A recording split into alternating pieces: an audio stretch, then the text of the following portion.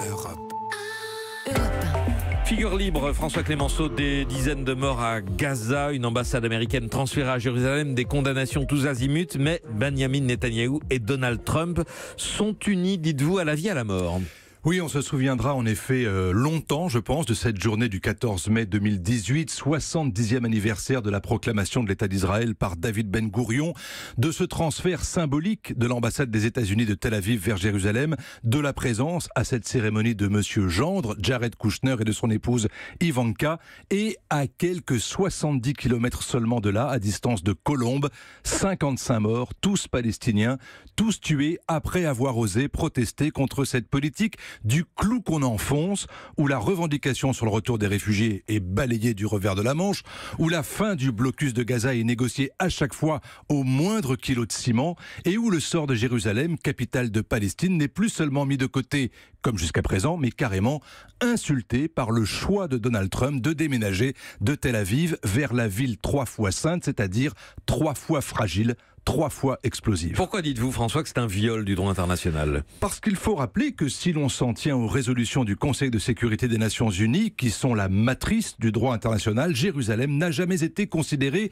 comme la capitale de l'État d'Israël. Dans le plan de partage de 1947, Jérusalem a le statut de ville internationale, supervisée par l'ONU. Mais Israël conquiert l'ouest de la ville à l'issue de la guerre de 48. En 67, la conquête et l'annexion par Israël de l'est de la ville pendant la guerre des 6 jours est condamnée par l'ONU. Et en 1980, la décision d'Israël de faire de Jérusalem sa capitale une et indivisible est également condamné. Si bien que Donald Trump n'a pas tort lorsqu'il dit qu'il ne fait que coller à la réalité du terrain, et en pragmatique qu'il est, c'est vrai que la capitale d'Israël se trouve à Jérusalem. Mais en droit, c'est une transgression, c'est une violation. Alors c'est vrai qu'Israël a également violé toutes les autres résolutions qui condamnent son occupation des territoires palestiniens, et que les États-Unis l'ont toujours protégé par leur droit de veto jusqu'à ce que Barack Obama en décide autrement à la toute fin de son deuxième mandat. Mais là, c'est clairement Trump qui prend l'initiative de violer le droit pour en faire bénéficier son allié. Et en quoi est-ce cohérent avec ce qu'il est, Trump, avec ce qu'il a fait ? Eh bien, tous les diplomates et les chefs d'État qui ont rencontré Donald Trump vous le disent, il adapte sa politique étrangère à ses priorités de politique intérieur. Son noyau dur d'électeurs, qu'il n'a jamais perdu depuis son investiture, est composé en grande partie de chrétiens évangéliques, et pour eux, Israël est une priorité, une vérité qui dicte tout.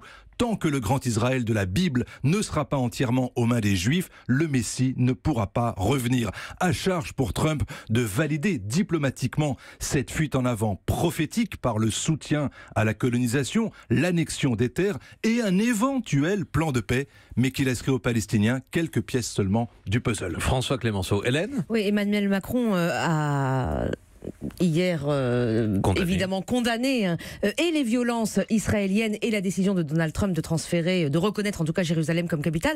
À part condamner, qu'est-ce que peut faire la France ? Notre président à nous a au moins le mérite de la cohérence et de la clarté. C'est vrai qu'au dîner du CRIF, par exemple, au mois de mars dernier, alors que Francis Khalifa lui disait « Prenez la suite de Trump, reconnaissez Jérusalem comme capitale », il avait dit « Je ne suis pas venu pour vous faire plaisir. Pour moi, c'est hors de question. » Mais parce qu'il y a une possibilité que si le plan de paix américain échoue, l'Europe, et peut-être la France en priorité, prennent le relais d'une initiative de médiation. On peut encore y croire à ça ? C'est évidemment très hypothétique, mais en attendant, d'autres acteurs de premier plan, Erdogan par exemple, jettent de l'huile sur le feu. Ce serait évidemment tout le contraire qu'il faudrait faire, apaiser, même si effectivement ça peut sembler relativement impuissant. Erdogan qui a rappelé son ambassadeur en Israël hier. Europe 1.